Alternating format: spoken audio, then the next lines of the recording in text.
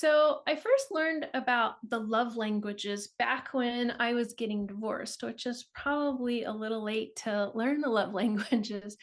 But it's a really great book that shares how people perceive value in their relationship with somebody else. And what matters to me might be different than what matters to you. So when you're able to understand the love language that the other person has, you have the ability to strengthen the relationship. Now, when we take that philosophy and apply it to our clients, we're really trying to understand, what do they care about? What are they interested in when they choose a veterinary practice and then stick with the veterinary practice? Now, before we dig into this any further, let's look at some typical bonding rates, because I think you guys are going to be really shocked at this. We analyzed about 150 practices. They were general practices, not emergency. They were on average of 3 to 5 doctors all over the US.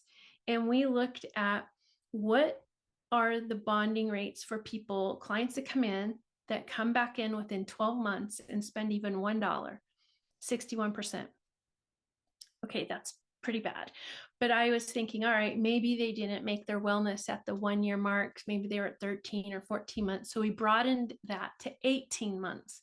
So you came in one day and you came in within 18 months and spent $1. We went up to 64%. We took it one step further and broadened it to 2 years, and the bonding rate is 66%. After 2 years, these people aren't coming back, most likely.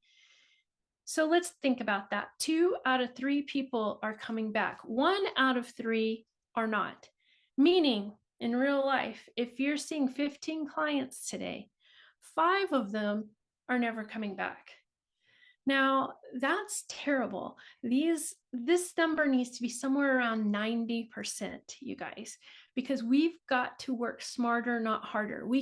Every time we see a client one time and they never come back, we not only are missing out on our life's purpose, which is to treat the animal at the end of the leash, we are burning precious time that we have. We're not being effective. We're not making an impact.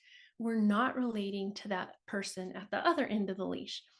So we've got to increase our bonding rates so we can, build meaningful, long-lasting relationships with these clients that are choosing to be our customers.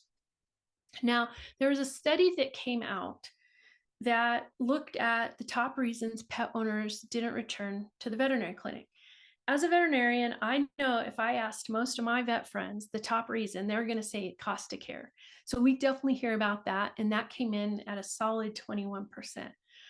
But I went through the rest of the list, and these are all customer service things. The rest of them, and when you add them all up, it's 71%. So we're looking at things like perceived poor care, bad communication, tired, grumpy people at the practice, uncleanly practice, a dirty practice where we haven't had time to take care of our building, lack of communication, and then flat out just not being responsive to a pet owner. So 71% of this, I will argue, is fixable. And we've got to figure out how we can move the needle here, because we want to make the most of those clients coming in the door.